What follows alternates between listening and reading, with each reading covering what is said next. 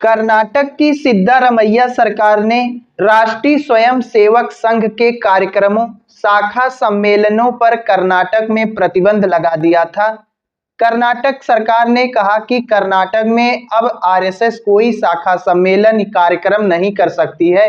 अगर 10 से ज्यादा लोग एक साथ इकट्ठा हो जाते हैं तो उसे अपराध माना जाएगा।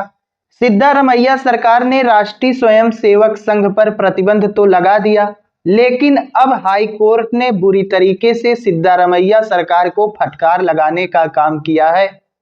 हाई कोर्ट ने कहा कि आपको यह अधिकार किसने दिया कि आप शाखा सम्मेलन और कार्यक्रम को प्रतिबंधित कर रहे हैं।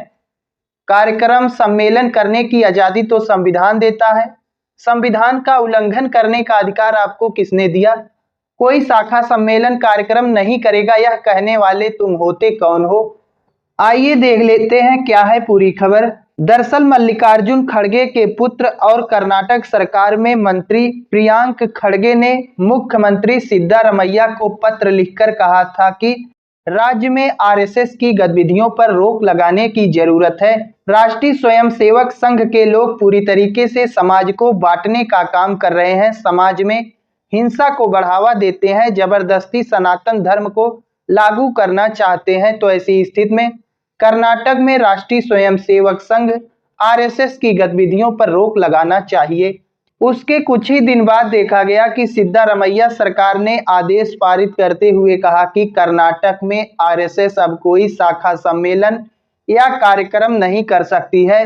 बिना इजाजत लिए 10 से ज्यादा लोग इकट्ठा होते हैं तो उसे अपराध माना जाएगा। कर्नाटक सरकार ने अपने आदेश में कहा कि पार्क, सड़कों और खेल के मैदान में ज्यादा लोगों के इकट्ठे होने पर कार्रवाई की जाएगी। कर्नाटक सरकार के इसी आदेश पर हाई कोर्ट ने फटकार लगाते हुए कर्नाटक सरकार से पूछा कि संवैधानिक अधिकारों पर कोई भी सरकार रोक नहीं लगा सकती, तो तुम होते कौन हो आरएसएस पर प्रतिबंध लगाने वाले। आरएसएस तो शांति प्रिय ढंग से सम्मेलन करती है, जिससे किसी को कोई दिक्कत भी नहीं होती। फिर आपको यह अधिकार किसने दे दिया कि आप आरएसएस के शाखा सम्मेलन पर प्रतिबंध लगा रहे हैं।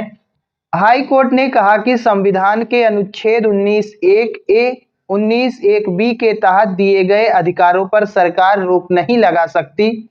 कोर्ट ने कहा कि सभी को अभिव्यक्ति का अधिकार है और शांतिपूर्ण ढंग से सभा करने का अधिकार संविधान देता है और सरकार उसमें दखल नहीं दे सकती। तो आप कौन होते हैं दखल देने वाले। अभी इस मामले पर आगे भी सुनवाई होनी बाकी है। फिलहाल कोर्ट के इस आदेश से आरएसएस को अंतरिम राहत मिल गई है। कोर्ट के इस फैसले के बाद देखा जाए तो बीजेपी सांसद तेजस्वी सूर्या ने कहा कि आरएसएस के खिलाफ ये सारे कदम प्रियांक खड़गे के इशारे पर उठाए जा रहे हैं। आरएसएस पर जितने भी प्रतिबंध लगाए जा रहे हैं सभी के पीछे प्रियांक खड़गे का हाथ है। बाकी कर्नाटक सरकार द्वारा लगाए गए प्रतिबंध कहां तक सही है, आप लोग इस पर अपनी राय दे सकते हैं।